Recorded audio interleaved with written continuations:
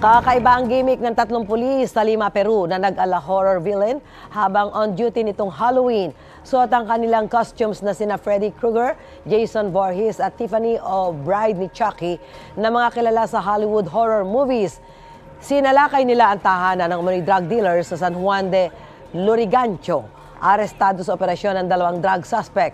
Ayon sa pulisya, kabilang sila sa Clan Balboa Gang na kilala umano sa pagbebenta ng ilegal na droga sa lugar. Nasabat ng mga otoridad ang pera at mahigit 1,500 na maliliit na pakete ng umano'y cocaine.